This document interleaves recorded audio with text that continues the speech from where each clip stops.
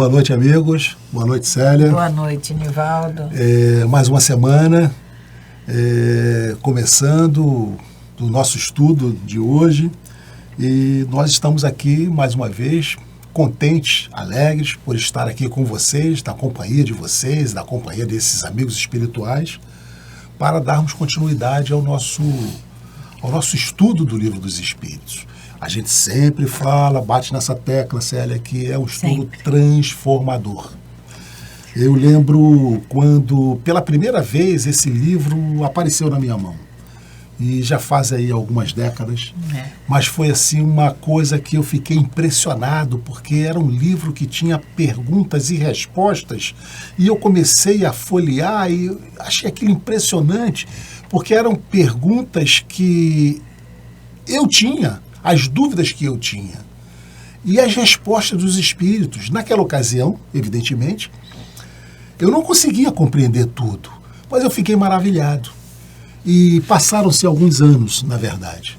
Só depois é que eu tive a oportunidade de começar a fazer parte de um grupo e começar a estudar esse livro.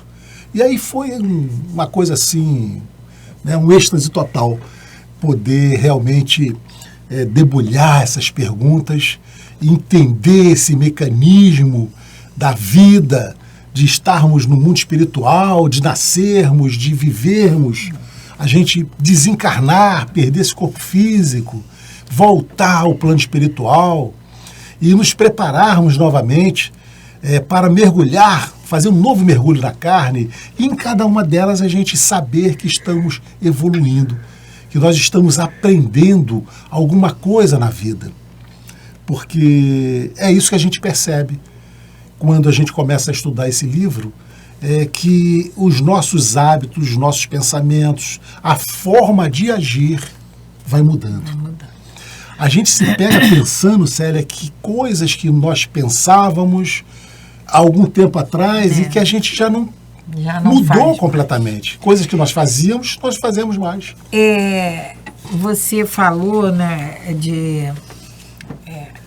o tempo que você teve contato com esse livro e o tempo estudando presencialmente. E no início a gente não entende mesmo, não. Não entende. Estudar sozinho é uma opção? É uma opção, sim, estudar sozinho. Entre não estudar sozinho é melhor estudar sozinho. Mas o estudo presencial faz toda a diferença. Porque o que eu não entendo, aquilo que não me foi muito compreensivo, também não foi para o outro. Aí o outro coloca a sua... São várias colocações. E aí te esclarece. Vai fechando o nosso entendimento. Mas mesmo assim, Célia, uma coisa importante, você falou aí, muitas das vezes a gente tenta estudar sozinho, é difícil. Até em grupo é difícil quando é o primeiro contato com esse livro. Mas a gente tem que insistir. Nós temos que insistir. Temos que insistir. Nós já tivemos a oportunidade de, juntos, reiniciarmos esse livro, pelo menos umas 4... Desde 2011. 4 ou 5 vezes. Quer dizer, em cada uma delas, a gente vai amadurecendo um pouco mais. Isso é gradativo, é uma coisa nova para nós, é um entendimento novo para nós, esse mundo espiritual. Nivaldo, são 1019 perguntas e respostas. Perguntas sábias, respostas sábias, esclarecedoras, que nos faz, mesmo que num primeiro momento a gente tenha dificuldade, mas uma coisa ou outra nos faz refletir. E é por isso, o que Nivaldo falou, é a perseverança. Nós temos que ter persistência. E você sempre fala aqui, né, Célia? O que nós vamos fazer quando terminarmos estudarmos a última pergunta, a de número 1019? Nós temos que voltar à primeira pergunta, que é Deus. E começar tudo de novo. Porque é assim que a gente vai desvendar todos esses mistérios, é assim que nós vamos conseguir fazer com que isso comece a fazer parte desse nosso entendimento. Porque cada vez que... Veja bem, nós estamos com 4 anos estudando esse livro, nesse momento, nesse formato, são 4 anos. É claro que em 2020 eu pensava de uma maneira que não é a mesma maneira que eu penso hoje. Então, quando eu voltar à primeira questão, eu vou entender de uma outra. Aquilo vai entrar em mim de uma outra maneira, de acordo com o amadurecimento que eu tenho. É por isso que a gente chega ao final, volta. Porque é o que eu sempre falo. A gente tem data para começar, mas para terminar. Isso. E o que nós estamos falando aqui, Célia, é para essa obra e para as outras obras. O Evangelho, nós livro dos tem que ser livro de cabeceira. Evangelho. Mas vamos fazer a nossa prece, agradecendo sempre a Deus, agradecendo a Jesus, a Maria Santíssima, agradecendo aos nossos patronos de nossa casa, o MAP, Francisco de Assis, Fabiano de Cristo, a Maria Santíssima, por essa oportunidade de estarmos aqui fazendo esse estudo, estarmos aqui mais uma vez desbravando esses conhecimentos que para nós são tão valiosos, importantes em nossas vidas, na concepção do nosso espírito, mas temos que nos humilhar e pedir a Deus e a esses amigos espirituais que nos deem essa força necessária, essa vontade, desperte em nós, para que tenhamos sempre essa vontade de estarmos em contato com todos esses ensinamentos que nos fazem um pouquinho melhor a cada dia. Um pouquinho melhor a cada dia. Que tenhamos, então, uma noite abençoada, que possamos desfrutar de tudo aqui que será dito e lido com a ajuda de nossos mentores espirituais. Graças a Deus. Graças a Deus. Como sempre fazemos, trouxemos uma citação, uma frase, que a gente vai pedir para que seja colocado na tela de vocês e vamos fazer uma reflexão sobre isso, né? E a de hoje diz assim: aprenda a amar os seus piores dias. São eles que costumam trazer os maiores aprendizados. Então, é algo para a gente refletir, porque é normal que, diante das nossas dificuldades, a gente só reclame da vida. Só reclame. Né? Só vamos reclamar, vamos maldizer o tempo, vamos... Tá ruim, tá frio, tá chovendo, tá sol, tá calor, tá assim, tá assado. Então, a gente abre o nosso livro de reclamação. Mas a gente esquece que é com essas dificuldades, são com essas, muitas das vezes, decepções, são com essas que nós vamos ter a oportunidade de evoluir, de aprender. Porque se nós ficássemos sentados durante toda a nossa vida, né, nos alimentando, comendo, sem problema nenhum, o que nós iríamos aprender na vida? Imaginem, vocês passarem a vida de vocês, 70, 80, 90 anos, sentados, sem nada se preocupar. Não aprendeu nada. Então é preciso que a gente passe por essas dificuldades. É preciso que a gente passe por toda essa carga emocional que passamos para que a gente possa vivenciar e trabalhar, aprender a trabalhar elas. Essa é a finalidade, que a gente perceba que em toda a nossa programação reencarnatória, falamos sempre nisso, porque é o motivo do nosso estudo, é motivo para que nós estejamos aqui reencarnados, porque Porque nós passamos por essa programação, essa reencarnatória, e nela nós colocamos todos os temperos necessários para a nossa evolução. E muitos deles são temperos ainda amargos. Por quê? Porque sabemos que estamos aqui nessa lei de plantio e colheita, num mundo de prova e expiação. Então, nós não temos que nos assustar com isso. Temos que tirar sempre proveito e nos perguntarmos: o que eu tenho que aprender com o que eu estou passando? Essa é a pergunta que nós não podemos deixar de nos fazer. E outra coisa, nesses piores dias, como você falou, Nivaldo, ao invés de reclamarmos, blasfemarmos, sabe, e ai, que vida, ai, a gente parar e falar: o que eu tenho que aprender com isso? Qual era a lição? Qual é a lição que eu tenho que aprender? Porque em tudo na nossa vida tem propósito, um aprendizado a ser tirado. Não vamos pensar que passamos por esses maus momentos porque temos que passar sim, mas não é passar por passar. Nós temos que tirar o aprendizado necessário.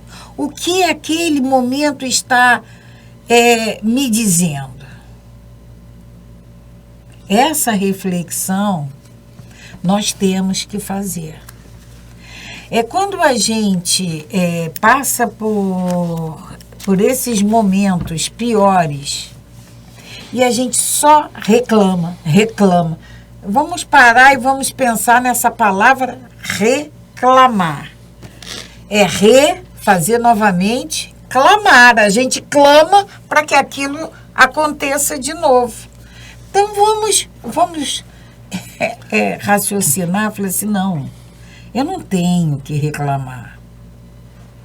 Eu tenho que entender o porquê de eu estar passando isso. Como que eu vou entender?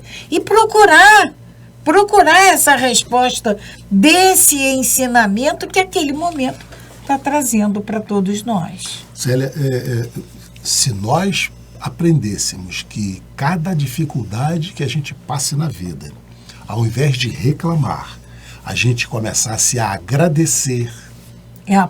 É uma oportunidade. Olha, a coisa muda. Façam essa experiência. A hora que tiver uma situação difícil, comecem a agradecer por ela. Que essa dificuldade começa a se transformar. Literalmente. Façam essa experiência. É o que você falou aí. Ao invés de reclamar, comece a agradecer a oportunidade de estar vivenciando ela. Vocês vão perceber como as coisas mudam completamente. E a partir do momento que a gente colocar isso nas nossas vidas, de vocês aí, vocês não vão nunca mais querer reclamar. Né? Nivaldo, vamos pensar nos momentos felizes que nós vivemos.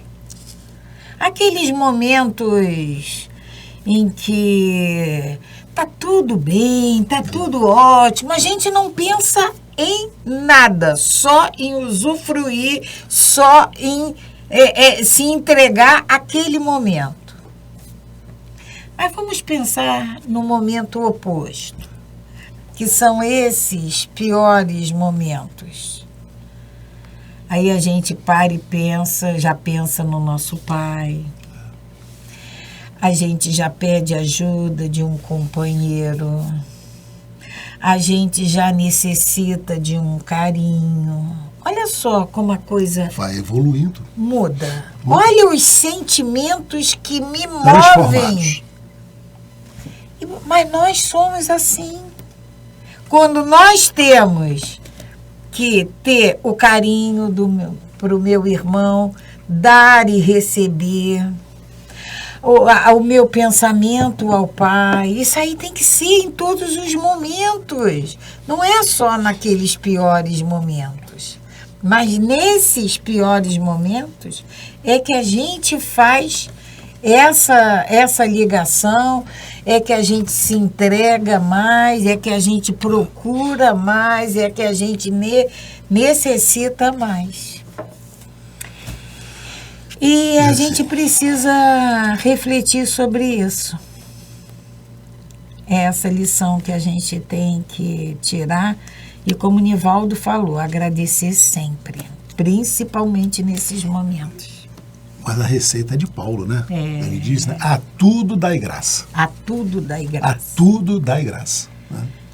E aí, se a gente for parar para pensar na vida dele, como Paulo, como Saulo não, como Paulo... Essa citação, né? Você lembra, inclusive, uma situação que Chico passou. Chico estava na casa dele e ele leva um tombo. Ele foi empurrado e ele cai. Quando ele caiu, se machucou, Emmanuel na hora aparece para ele e diz: Chico, agradece. Olha só, agradece. Aí ele pensa, né? Pô, mas eu acabei de levar um tombo aqui, tô todo machucado, eu vou agradecer o quê? E aí ele diz: olha, a receita não é minha não, é de Paulo. A tudo dai graça, agradece. E aí Chico levanta: ah, meu Deus, graças a Deus pelo tombo, estou muito satisfeito, obrigado, meu Deus, e aquela forma de Chico, e ele agradece e tal. E aí, depois ele pergunta a Emmanuel: mas o que houve? Ele falou: Chico, você foi empurrado por uma legião de espíritos maus. E eles estavam precisando manter uma sintonia com você. No momento em que você caiu e se machucou, você ia blasfemar. Nesse momento, era o que eles você queriam. Ia abrir uma porta de sintonia com eles. Eles iam se ligar a você. No momento em que Chico agradeceu, essa sintonia não se formou, então eles foram expulsos. Então você veja como é importante o agradecimento. A tudo dai a graça. Tudo, temos que aprender, hein? A tudo dai graça. Porque podia ser pior. Bom, vamos continuar aqui no nosso estudo. Nós estamos na questão 889. Já estamos mais ou menos no meio dela. 888. 889A. 888A. Aqui, é lá. É que no meu tá uma... Ah, não, tá repetido. 889 tá repetido. Está repetido aí no teu livro, né? É 888A. Tá? Aí nós estamos...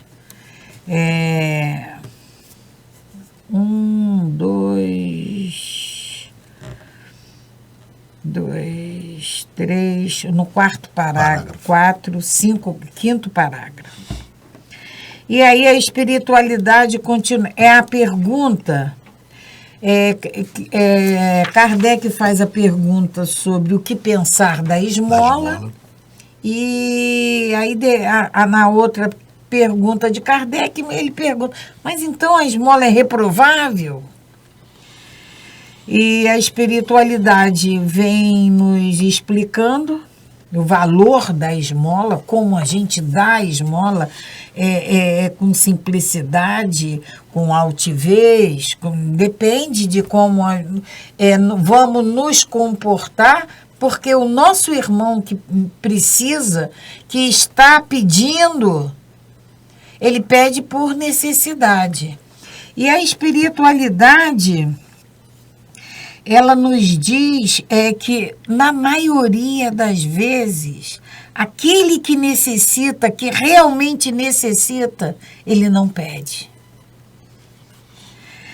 E aí eles continuam: amai-vos uns aos outros, eis toda a lei divina, mediante a qual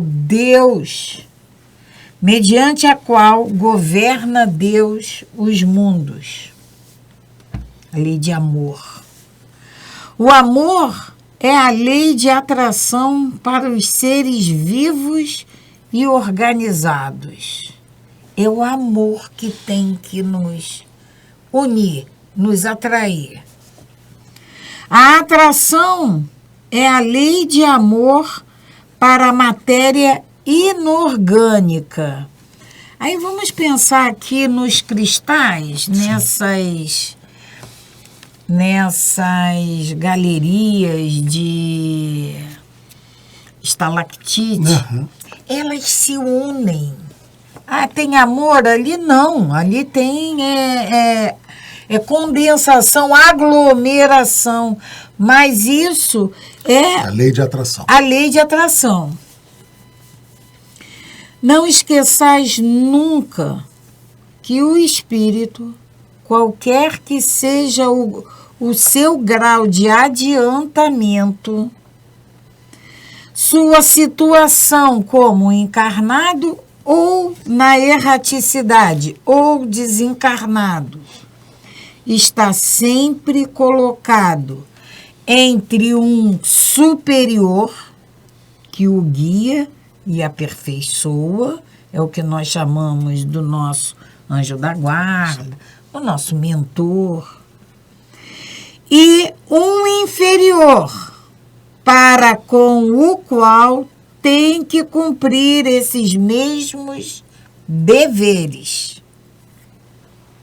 Sede, pois, caridosos, praticando não só a caridade, que vos faz dar friamente o óbolo que tirais do bolso ao que vô-lo ousa pedir, dá por dar, mas a que vos leve ao encontro das misérias ocultas. É a gente pedir, aquele que pede, a gente vai atender? Vai, temos que atender sim.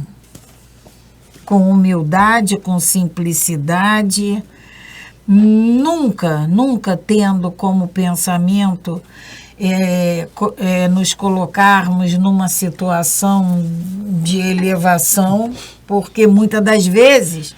De superioridade, né? Essa colocação de superioridade, porque muitas das vezes aquele irmão pedinte, moralmente, ele é muito superior a mim. E ele está naquela situação por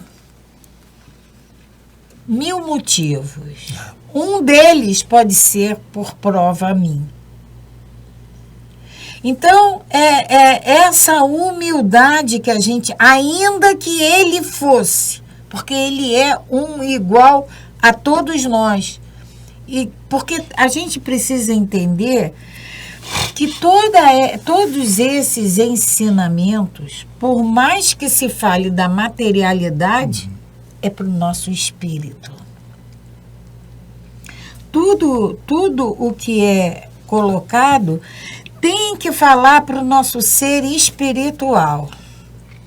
Então, essa esmola, esse nome é pesado, esse nome que eu acho, não gosto dele, evito falar, essa esmola, a gente tem que entender quem pede por extrema necessidade. Tem que ser assim. E eu tenho que entender a necessidade daquele irmão.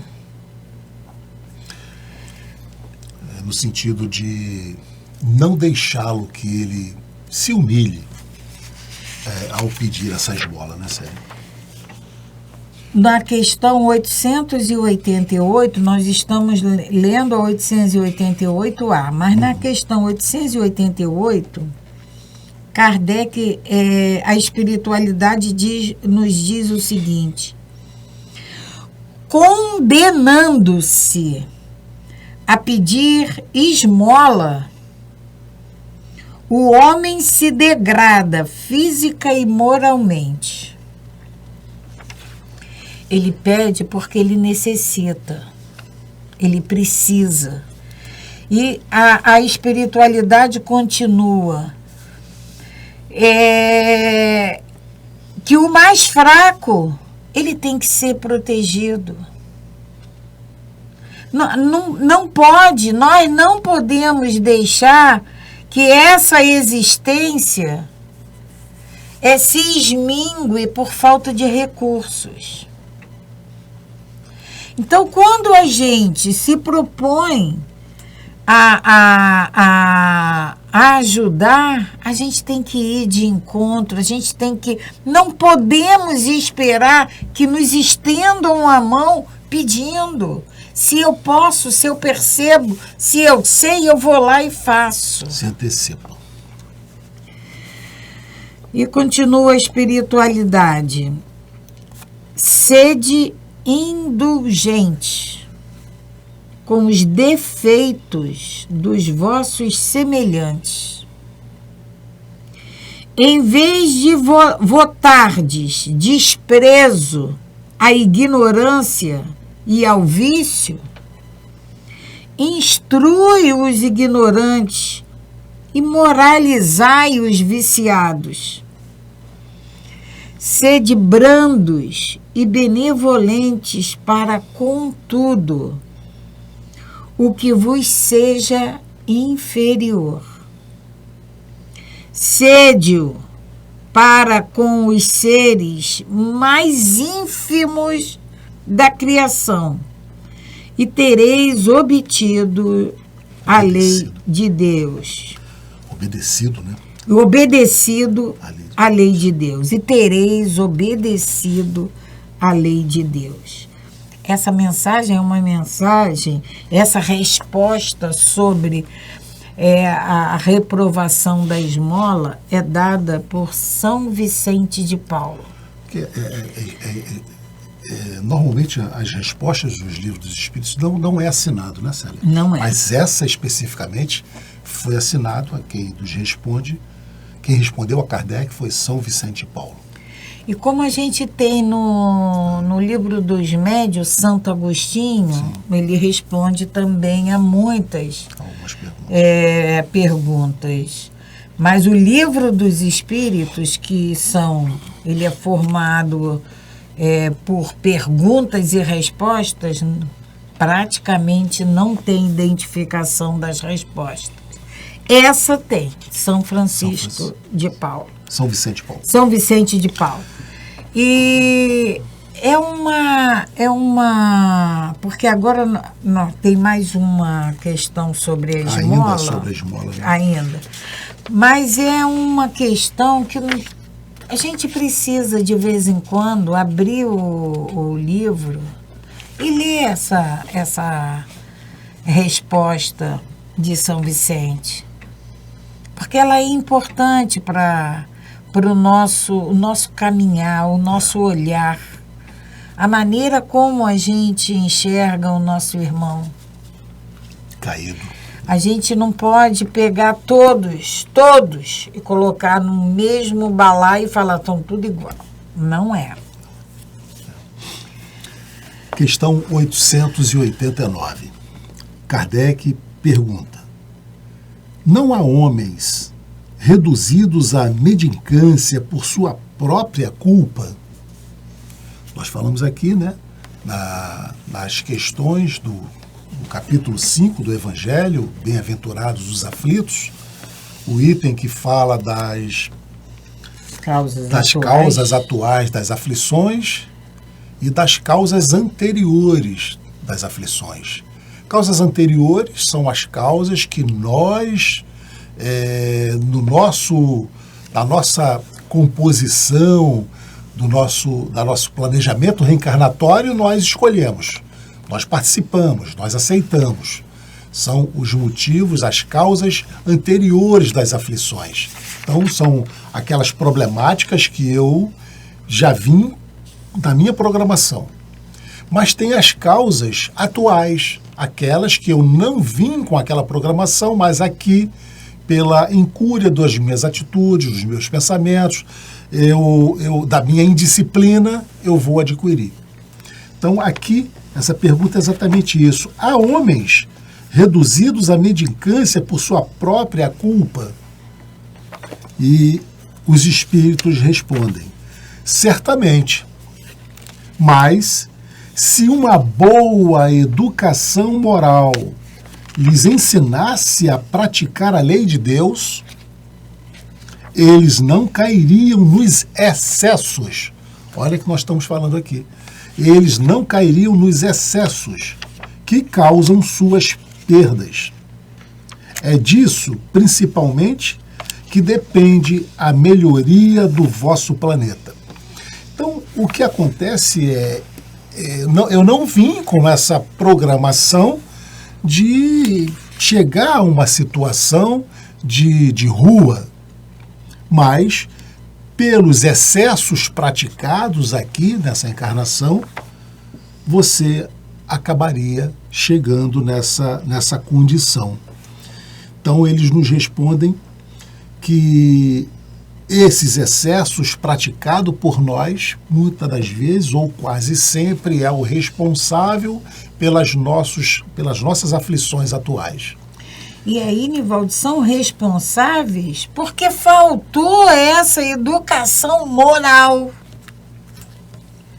Essa prática, esse conhecimento que precisamos e temos que praticar essas leis de Deus. É o que nós estamos falando aqui. Não que a gente já pratique, não. Mas é o que nós estamos lendo, estudando com vocês. É a prática dessas leis. Nós vamos chegar, nós estamos na 11ª lei de Deus. São 12. Nós vamos chegar daqui a pouco ao final da 11ª. Nenhum de nós, quando retornarmos ao mundo espiritual, vamos poder falar assim: eu não sabia disso. Nós não vamos poder falar isso. E aí, nessa questão, Nivaldo, ele pede para ir na 707. Foi. E aí ele pergunta: é frequente a certos indivíduos faltarem os meios de subsistência quando os cerca a abundância? O que se deve a isso? Nós já passamos por essa pergunta de Kardec. E a espiritualidade nos diz ao egoísmo dos homens que nem sempre fazem o que lhes cumpre. Ao nosso egoísmo é que nos causa essa necessidade. Depois, e as mais das vezes, devem-no a si mesmos. Buscai e achareis. Essas palavras não querem dizer que, para achar o que deseje, basta que o homem olhe para a terra, mas lhe é preciso procurá-lo, não com indolência, e sim com ardor e perseverança, sem desanimar ante os obstáculos, que, muito a miúde, são simples meios de que se utiliza a providência para lhes experimentar a constância, a paciência e a firmeza. Vamos lembrar da nossa página de reflexão? Da reflexão de hoje. Os momentos difíceis. E vamos lembrar do que acabamos de ler. simples meios que se utiliza a providência para lhe experimentar a constância, a paciência e a firmeza. Está explicado mais um pouquinho da explicação do amar os nossos momentos difíceis. Porque se não fossem eles, como nós iríamos atender a essa exigência? Como iríamos responder que já conseguimos tudo isso? E aí vamos entrar em amor materno e filial. É o último, são as últimas questões, são 1, 2, 3 questões para encerrar a lei de justiça, de amor e de caridade. Aí é 889. 889. Você leu? Sim. Tá. 890. Será uma virtude o amor materno ou um sentimento instintivo comum aos homens e aos animais? Kardec está perguntando. Será uma virtude o amor materno ou um instinto, um sentimento instintivo comum aos homens e aos animais? E a espiritualidade nos responde uma coisa e outra. A natureza deu à mãe o amor a seus filhos, no interesse de conservação deles. No animal, porém, esse amor se limita às necessidades materiais. Cessa quando desnecessários se tornam os cuidados. Não é assim que a gente vê? Vamos na cadelinha, porque é um animal mais doméstico que a gente mais tem contato. A cadelinha tem lá a sua cria, eles precisam de mamar, ela fica ali dando mamar. Quando eles começam a se locomover, quando eles começam a procurar comidinha, acabou. No homem, persiste pela vida inteira e comporta um devotamento e uma abnegação que são virtudes. Isso é verdade. Com certeza. É a vida como diz exatamente com o título, amor materno e filial. Todos nós podemos até não ser pais ou mães, mas somos filhos. E quem tem os seus pais e mãe vivos ainda sabe disso, a preocupação que eles têm conosco, que parece que nós somos recém-nascidos ainda. Né? Então, esse amor, quando é pequenininho, esse cuidado, essa devoção, porque é uma necessidade daquele serzinho. Serzinho é maneira carinhosa de se referir ao corpo físico, não ao espírito. É para a vida inteira. No animal, não, é de acordo com a necessidade. Enquanto necessita, está ali. Quando eles já estão criados, ele abandona ali a cria, eles passam a se responsabilizar por eles. No homem é diferente, porque tem até um ditado que diz assim: filhos criados, trabalhos dobrados. Porque se fosse como um animal... Não há só o instinto, há esse amor. Esse amor. Né? Esse amor materno, filial. E você quer... Não. E aí a espiritualidade continua, sobrevive mesmo à morte. É isso aí. E acompanha o filho até no túmulo. Bem vedes que há nele coisa diversa do que há no amor do animal. Não é verdade?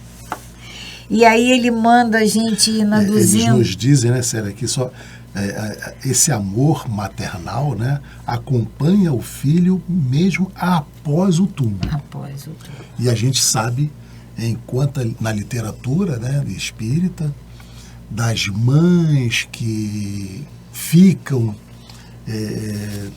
incumbidas de resgatar o filho já desencarnado, em que desencarnou numa condição não favorável, e que as mães ficam ali cercando, tentando convertê-los até o último momento. A gente vê o André Luiz. O próprio André Luiz, né? O André Luiz. André Luiz, que passou lá aquele período no umbral, ao desencarnar, mas e que a sua mãe esteve o tempo todo, antes do desencarne, ainda no tratamento na matéria, e depois do desencarne ela esteve o tempo todo com ele.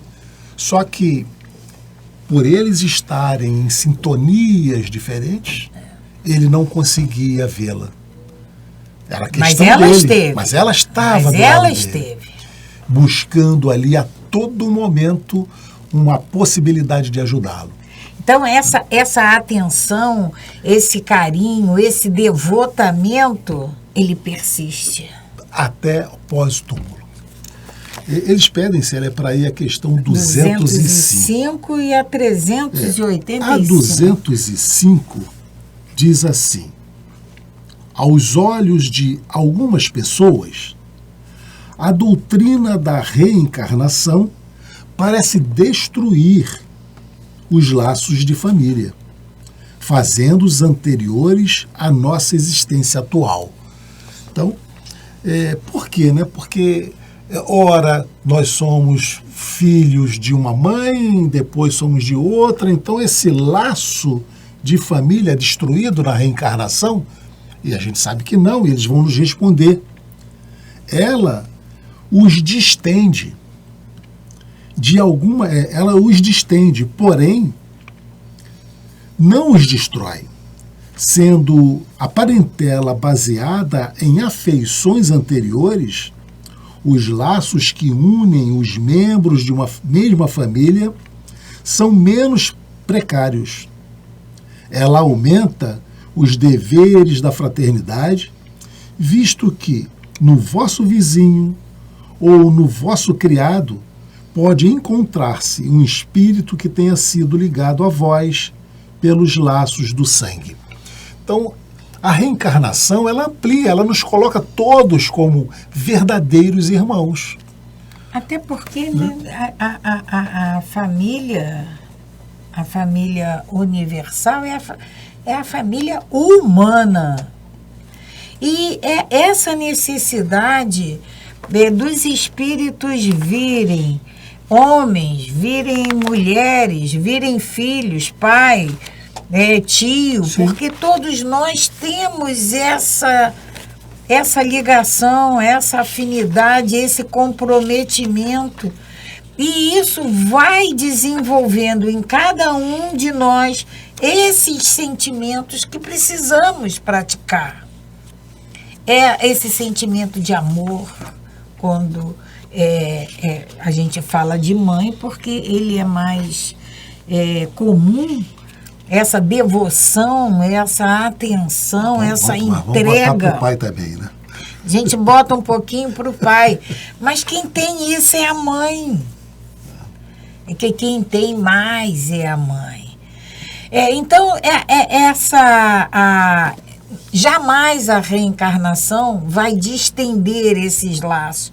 Nós não vamos chegar no mundo espiritual e encontrar 1000 mulheres, 1000 maridos, 1000... Não vamos. É tudo, é a família espiritual. Nós vamos nos reconhecer como irmãos. Irmã. Célia, nós Já chegamos acabamos, ao final. Já Eu estava acabamos. separando aqui a questão 385 para a gente comentar, mas nós vamos deixar então para o nosso próximo encontro. Meu programa.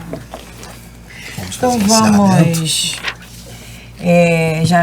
Nosso horário já chegou ao fim. Vamos agradecer, Pai, por mais essa oportunidade de estarmos aqui reunidos, estudando, precisando, querendo e já entendendo essa nossa necessidade de nos aprofundarmos nesses ensinamentos. Agradecemos toda a proteção, todo o carinho, todo o alimento que nos é concedido sempre, Pai. A nossa gratidão por tudo o que recebemos, a nossa gratidão por tudo que nos é concedido. Obrigada, Pai. Graças a Deus. Graças a Deus. Paz e bem, paz e luz. Paz, muita paz.